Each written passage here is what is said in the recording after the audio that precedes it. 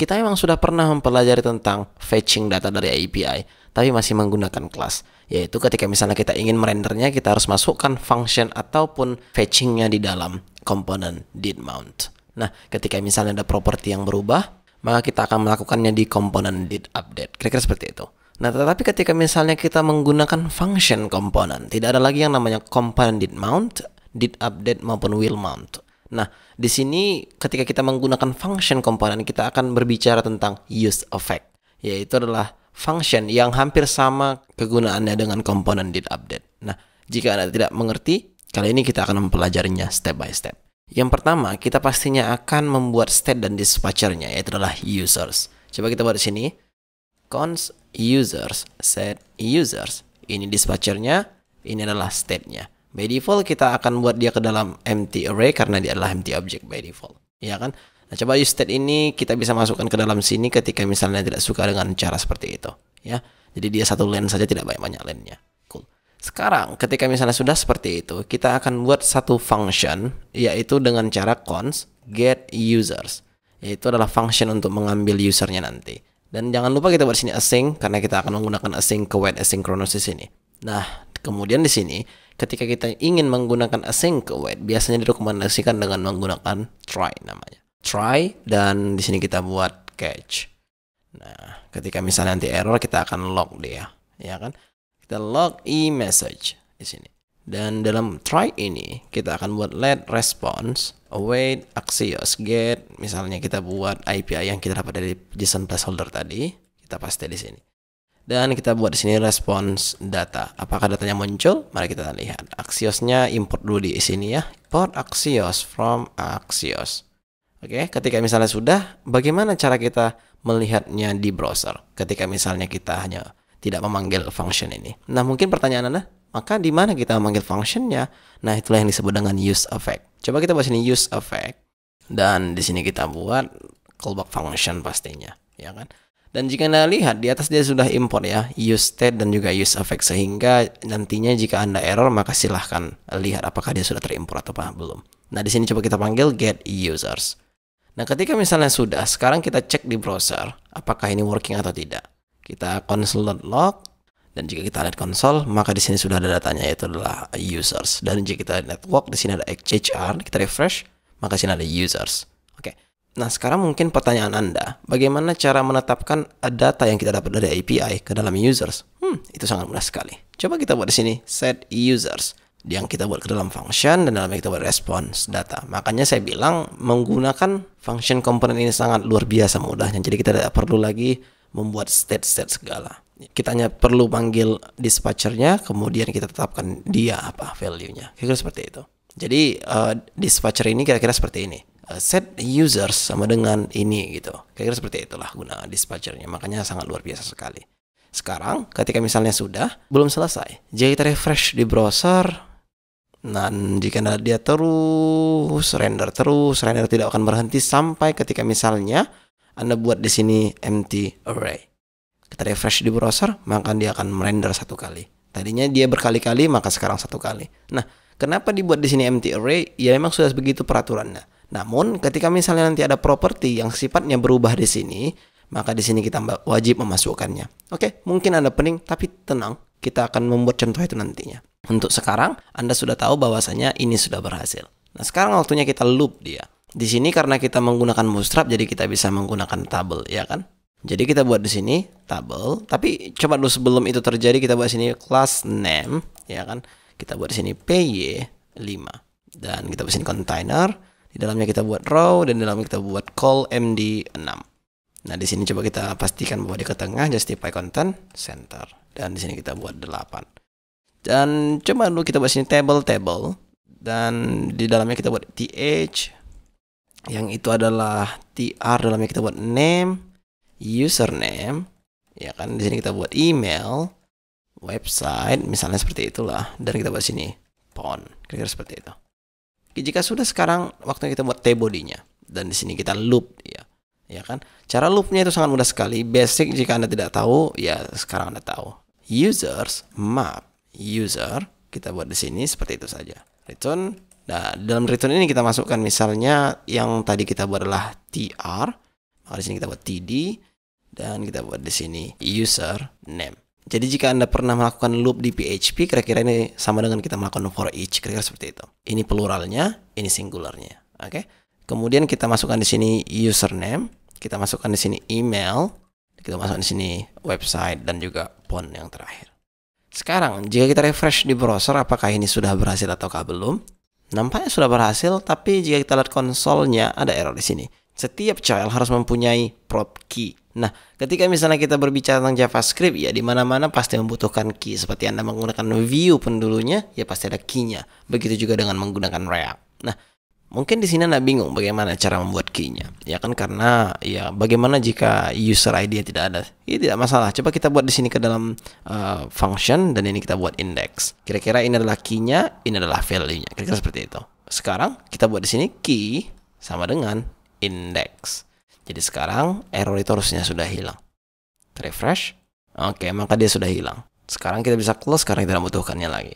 Kira-kira seperti inilah cara merender data menggunakan function component. Tapi bagaimana ketika ada props yang harus kita tunggu? Ya, nah coba kita contohkan mulai sekarang. Ketika misalnya saya rubah ini menjadi /1, maka di sini data yang muncul adalah 1 harusnya. Tapi tidak. Kenapa? Hanya karena di sini user map sudah tidak terbaca lagi. Maka oleh karena itu, coba dulu ini kita komen. Karena biar supaya Anda paham bagaimana cara membuat loop di dalam JSX. Dan kemudian tr ini saya copy dan kita paste di sini. Oke. Sekarang ini index tidak ada lagi. Coba kita hapus dan sekarang coba kita refresh di browser. Apakah sudah jalan atau belum? Dan jika di sini user tidak ditemukan. Memang tidak ditemukan hanya karena di sini kita masih memanggil users. Coba dulu ini kita hilangkan s-nya, ini kita hilangkan s-nya. Dan ini juga kita hilangkan s-nya karena kita ingin mempatch satu data di sini bukan banyak data. Maka kita buat di sini get user bukan get users. Jika sudah, sekarang kita refresh di browser, maka harusnya kita dapat data yang pertama. Bagaimana jika kita ganti di sini menjadi data yang kedua? Maka harusnya di sini sudah berganti data yang kedua. Nah, oleh karena itu sekarang di sini saya ingin mencontohkan kepada Anda bahwasanya ini akan kita buat dynamic value identifier-nya lah. Maka oleh karena itu, coba dulu kita buat satu lagi const dan dispatcher dengan nama identifier. Dan kita buat di sini set identifier. By default kita akan buat di sini adalah 1, ya kan? Karena jika kita tidak buat defaultnya, maka dia tidak akan render apapun nantinya. Yang kita mau ketika misalnya kita buka browsernya, harus ada yang render dia walaupun satu data. Dan sekarang ini akan kita buat dinamik, ya kan? Maka coba dulu ini kita cut dan ini kita ganti menjadi backtick daripada single quote seperti yang tadi. Sehingga kita bisa masukkan di sini dinamik seperti ini. Nah, jika sudah, sekarang kita akan lanjut ke bawah. Ya kan, kita akan masukkan di sini satu form. Kira-kira seperti itu. Input type text form control. Dan di sini kita buat name-nya itulah identifier. Sebenarnya tidak perlu tapi ya udahlah masukkan aja. Dan di sini kita buat value-nya itu adalah identifier sama saja dan kita buat di sini on change. Kita buat set identifier, kita buat di sini target value. Sama ketika misalnya Anda melakukan yang sebelumnya, ya kan? Nah, mungkin Anda terlalu panjang ya, tapi jelasnya inilah dia. Sekarang jika kita refresh di browser, kira-kira kita dapat ada di sini text box. Yang ketika misalnya kita ganti 2, dia akan berubah menjadi 2. Sayangnya tidak. Kenapa seperti itu? Hanya karena use effect hanya akan menjalankan satu kali saja. Tidak berulang kali ketika misalnya kejadiannya seperti ini. Nah, ketika misalnya Anda melakukan something yang dinamik di sini, maka dia harus Anda masukkan juga di use effect parameternya. Maka kita buat di sini identifier. Kira-kira seperti itu. Nah, ini bisa melebihi 1 ya. Ketika misalnya ada yang Anda tunggu lagi, silahkan masukkan di sini dengan koma, ABC, masukkan lagi ABC. Kira-kira seperti itu. Nah, kemudian karena 1 di sini, maka saya buat di sini 1 saja, ya. Nah, sekarang jika kita refresh di browser, dia akan default menjadi 1, memang betul, tapi ketika misalnya kita ganti menjadi 2, maka dia akan berganti menjadi 2. Kita ganti menjadi 3, maka dia akan berganti harusnya menjadi 3, ya kan? Cuman Anda lihat di sini loadingnya terlalu lama, ya kan? Nah, oleh karena itu, coba dulu kita buat di sini state loading. Const loading set loading. Ya kan, Anda bisa mempelajari hal yang baru di sini. Ada yang namanya loading, by default kita akan buat false. Ini sangat penting sekali ya by the way ketika Anda cerita loading, karena ketika datanya belum dapat dari API misalnya, maka dia akan render error. Nah, Loading ini kira-kira menutupi errornya, kira-kira seperti itu. By default ketika misalnya loading, kita buat di sini set loading equals to true. Ketika datanya sudah ada, maka kita buat di sini set loading equals to false. Ketika datanya error, maka kita buat di sini loading equals to true.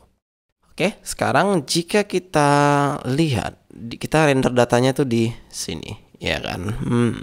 Bagaimana kita akan hapus tabelnya? Sebenarnya bukan menghapus, tapi lebih tepatnya sebelum kita mendapati datanya, kita masukkan dulu loadingnya, kan gitu.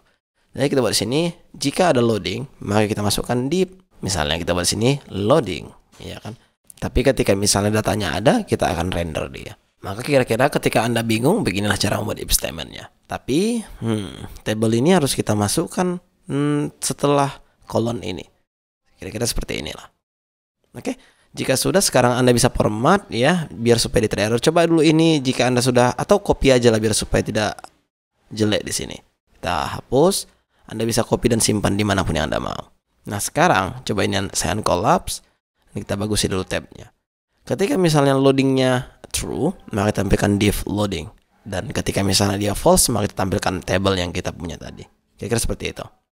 Coba dulu kita bagusin tabnya, dan sekarang kita refresh di browser. Kita buat di sini 2. Nah, jika ada di sini ada tadi loadingnya kan, tapi coba dulu kita buat di sini Command Shift I untuk melihat depth toolnya. Coba kita buat networknya di sini jangan online tapi slow 3G biar supaya Anda melihat bahwasanya dia loading. Kita refresh. Ya, jika ada di sini loading, kemudian ada datanya. Kemudian kita buat 2 di sini. Loading. Muncul dia. Kita buat di sini 5. Loading. Ya, kira-kira seperti itu. Tapi ketika misalnya tidak suka dengan loadingnya, ya Anda bisa cari loading-loading yang bagus lah. Entah misalnya itu spinner ataupun apa gitu ya. Saya hanya ingin mencontohkan kepada Anda bahwasanya ketika misalnya datanya tidak ada, apa yang Anda lakukan kan gitu. Bukan belum ada sih, maksudnya ketika misalnya datanya belum nyampe ke kita gitu. Disitulah guna loading itu. Nah, ketika misalnya datanya error, apa yang terjadi? Coba kita buat dulu misalnya URL-nya salah. Refresh di browser. Maka jika Anda di sini loading terus dia. Kenapa? Hanya karena error. Coba kita lihat console.log-nya. Di sini katanya network error. Nah, itulah gunanya ketika Anda menggunakan try and catch. Ya kan, Anda bisa membuat di sini console.log-nya i.message yang akan menunjukkan bahwasanya networknya error. Kira-kira seperti itu. Oke, jika sudah sekarang, ya Anda sudah mengerti lah. Ya kan, coba kita bagusin dulu ini ke dalam .com. Jadi sekarang kita refresh di browser, dia sudah berhasil.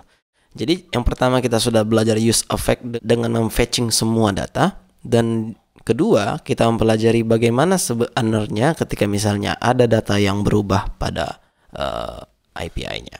Jadi Anda bisa buat di sini masukkan identifier hanya karena memang dia menunggu apa yang masuk di sini. Tapi ketika misalnya tidak ada yang ditunggu, maka buat di sini empty array seperti yang kita lakukan sebelumnya. Okay, that's it for this lesson. I see you in the next video.